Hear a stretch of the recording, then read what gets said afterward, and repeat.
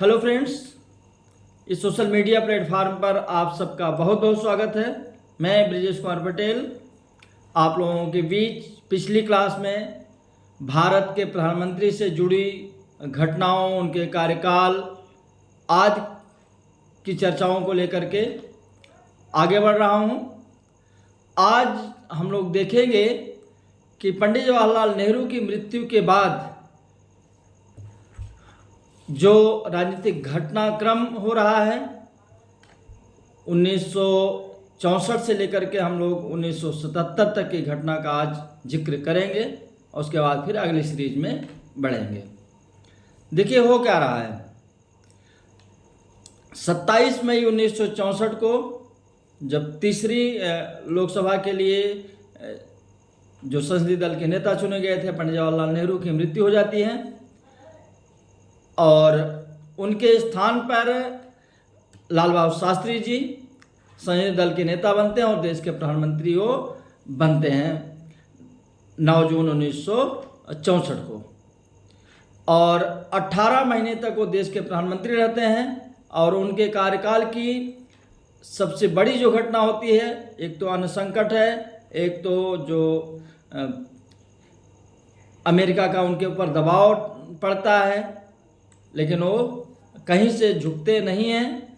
और इसी बीच पाकिस्तान द्वारा भारत पर आक्रमण, जो 1965 का भारत पाकिस्तान युद्ध है, जिसमें उनकी जिंदादिली से भारत को विजय मिलती है और इन्हीं सब रेफरेंस में उन्होंने जय जवान जय किसान का नारा दिया था। तो 18 महीने का जो उनका कार्यकाल था, अपने आप में वो अद्भुत कार्यकाल था। और 11 जनवरी 1966 ईस्वी को ताशकंद समझौते के समय उनकी भी आकस्मिक मृत्यु हो जाती है। और नेहरू की मृत्यु के बाद जो नेतृत्व का संकट एक बार खड़ा हुआ था, वो दोबारा फिर 18 महीने बाद खड़ा हो जाता है। और इस बार जो पार्टी के अध्यक्ष हैं के कामराज जी संतुलन बनाने की कोशिश कर रहे हैं, लेकिन मोरारजी देसाई जो कि वरिष्ठतम नेता हैं कांग्रेस पार्टी के, इंदिरा गांधी के नाम पर सहमत नहीं हो रहे हैं और भी अन्य नेता सहमत नहीं हो रहे। अंत में कांग्रेस की जो कार्यकारिणी है वहां पर मतदान होता है और वोटिंग के माध्यम से संसदीय दल का नेता श्रीमती इंदिरा गांधी को बनाया जाता है और वो 24 जनवरी 1967 को देश के प्रधानमंत्री बनती हैं। और अगले साल फिर से क्या है, आम चुनाव, क्योंकि 62 में आम चुनाव हुआ था, 67 में फिर आम चुनाव होना है। लेकिन कांग्रेस पार्टी के अंदर जो है खींचतान बहुत जबरदस्त है। जो सीनियर नेता है मोरारजी देसाई के नेतृत्व में, वो अलग थलग अपना रणनीति बना रहे हैं। और इंदिरा गांधी भी, वो भी प्रधानमंत्री पद पर रहते हुए पार्टी के हस्तक्षेप को बर्दाश्त नहीं कर पा रही हैं। वो भी एक ढंग से तानाशाही पूर्वक कार्य करना चाह रही हैं, इसलिए मतभेद गहराता जा रहा है। और इसी बीच 1967 का चुनाव आ जाता है। चुनाव में नेतृत्व को लेकर के फिर विवाद होता है और अंततः जिस दिन चुनाव होना उस दिन जाकर के राष्ट्रीय अध्यक्ष के माध्यम से समझौता हो पाता है और फिर से एक बार नेता इंदिरा गांधी को बनाया जाता है। और इस खींचतान का नतीजा ये हुआ कि 8 स्टेट में कांग्रेस की हार होती है और जो अभी तक उसको 371 सीटें मिली थी, इस बार के चुनाव में उसको मात्र 282 से 83 सीटें ही मिल पा रही हैं। किसी तरह उसकी सरकार बन रही है और फिर से एक बार इंदिरा गांधी मार्च 67 में देश की प्रधानमंत्री बनती हैं। खींचतान बहुत ज़्यादा है। और 1969 में जब कांग्रेस का अधिवेशन हो रहा है बंगलौर में, बंगलुरु जिसको कहा जा रहा है, वो जुलाई में होता है। और इसी बीच वहाँ पर निर्णय होता है रिजर्व बैंक से जो जुड़ा मामला है, बैंकों के राष्ट्रीयकरण का मामला है। और वहीं पर नीलम संजीव रेड्डी को भारत के राष्ट्रपति का उम्मीदवार भी वहीं पर अधिकृत किया जा रहा है। और जब चुनाव हो रहा है अगले महीना 16 अगस्त को, तो उस चुनाव में हो क्या रहा है कि जो अधिकृत उम्मीदवार हैं इंदिरा गांधी उनका विरोध करती हैं और निर्दलीय उम्मीदवार बीबी गिरी को समर्थन करती हैं। और इस घटना ने क्या किया, कांग्रेस में स्पष्ट विभाजन की जो नींव थी उसको तैयार कर दी। बीबी गिरी चुनाव जीत जाते हैं, नीलम संजीव रेड्डी चुनाव हार जाते हैं। और इसके बाद 1969 नवंबर आते आते स्थिति होती है कि इंदिरा गांधी को अनुशासनहीनता के आरोप में 12 नवंबर 1969 को पार्टी से ही निष्कासित कर दिया जाता है। और दिसंबर 1970 में कांग्रेस का विभाजन हो जाता है। कांग्रेस का एक गुट का नाम है कांग्रेस ऑर्गेनाइजेशन, और दूसरा जो गुट है उसका नाम है कांग्रेस रिक्विजिनिस्ट। एक जो दो धड़े हैं इसमें, एक मोरारजी देसाई के नेतृत्व में धड़ा काम कर रहा है, दूसरा इंदिरा गांधी के नेतृत्व में काम कर रहा है।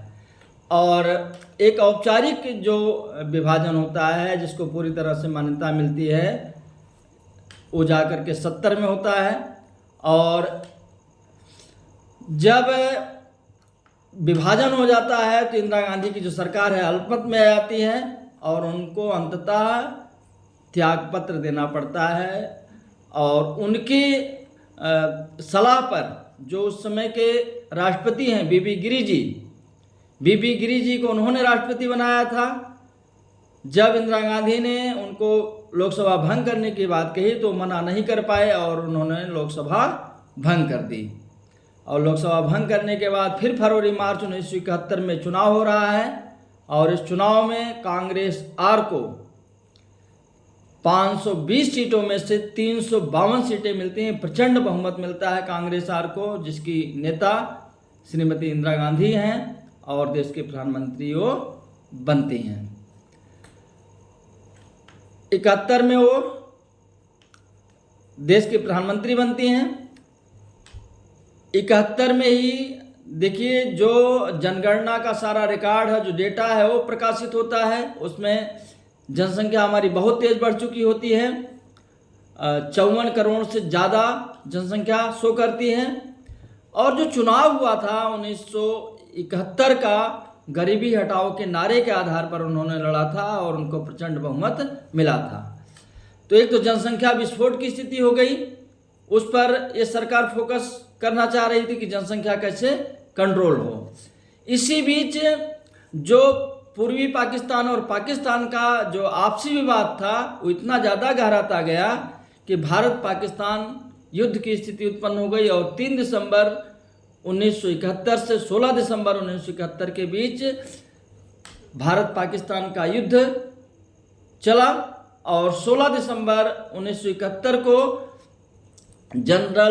लेफ्टिनेंट जनरल जगजीत सिंह अरोड़ा के सामने जो वहाँ का के नियाजी था, लेफ्टिनेंट कर्नल, उसने क्या किया, 93,000 सैनिकों के साथ उसको सरेंडर करना पड़ा और बांग्लादेश नामक नए राष्ट्र का उदय इसी समय होता है।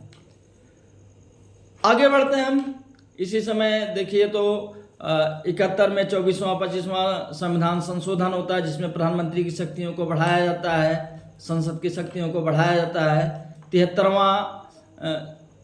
1973 में केशवानंद भारती का मामला आता है जिसमें नीति निषेधत्व और मूल अधिकार का मामला आता है। और अब इसी बीच आता है 1975 जब आता है तो 1975 12 जून 1975 को इलाहाबाद हाई कोर्ट के द्वारा इनका जो रायबरेली का चुनाव है इंदिरा गांधी जी का, उसको रद्द कर दिया जाता है। और इसी बीच इनके खिलाफ जगह जगह पर रैलियां होती हैं। जयप्रकाश नारायण जी एकदम सक्रिय रहते हैं, जो इनकी तानाशाही और सारी चीज़ें हैं। और 25 जून को 1975 को राष्ट्रपति फखरुद्दीन अली अहमद के माध्यम से देश में आंतरिक अशांति के नाम पर राष्ट्रीय आपात की घोषणा कर दी जाती है। और इसके तत्काल बाद जो भी विपक्षी नेता हैं, बड़े बड़े जो नेता हैं, उनको जेलों में डाल दिया जाता है। और 1975 की एक बहुत बड़ी घटना और मैं बता दूं कि अप्रैल 1975 में सिक्किम का अधिग्रहण भारत ने किया था, भारत में उसका विलय किया गया था। 76 की एक बहुत बड़ी घटना बताता हूं मैं। 76 में 42वां संशोधन हुआ, जिसे मिनी संविधान भी कहा जाता है। 76 में ही संजय गांधी के नेतृत्व में सितंबर 1976 में जनसंख्या विस्फोट को रोकने के लिए, जनसंख्या को नियंत्रित करने के लिए सितंबर 1976 में अनिवार्य नसबंदी कार्यक्रम चलाया गया। ये सारी घटनाएं हो रही हैं और 76 से 77 के बीच जो विपक्ष था, जो विपक्षी खेमा था, वो क्या हो गया, एकदम परेशान कर दिया गया और मीडिया पर भी प्रतिबंध लगा दिए गए। और 42वें संशोधन द्वारा लोकसभा का कार्यकाल बढ़ाया गया और जब आपातकाल की घोषणा की तो ऑटोमेटिकली 1 साल का कार्यकाल बढ़ गया। इसलिए 71 से लेकर के 77 तक ये लोकसभा कार्य करती रही। भारतीय राजनीति के इतिहास में सबसे लंबी लोकसभा ये थी, सबसे लंबा कार्यकाल इसका था।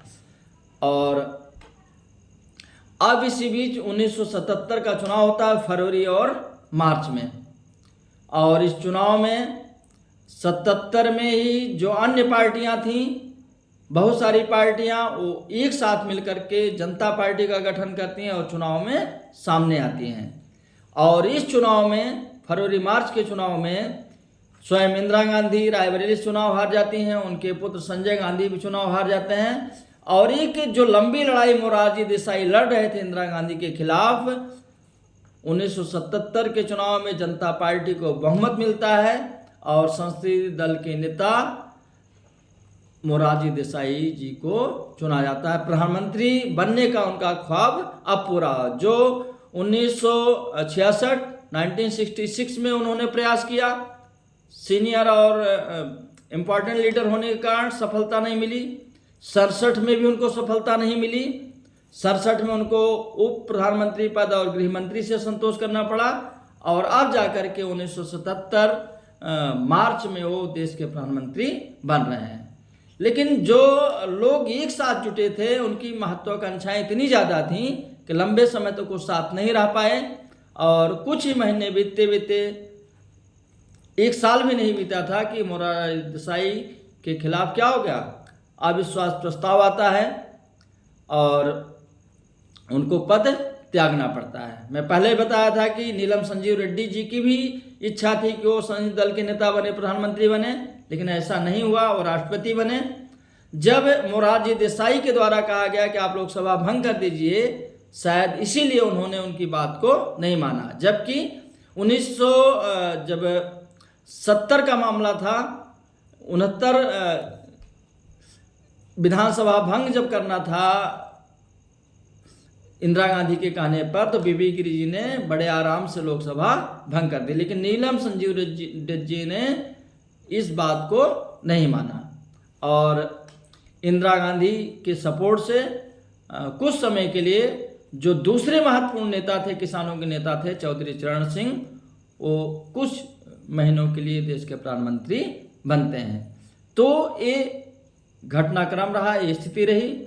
फिर अगली सीरीज में हम लोग देखेंगे कि अगले जो प्रधानमंत्री हो रहे हैं क्या क्या स्थितियां सामने आ रही हैं। धन्यवाद।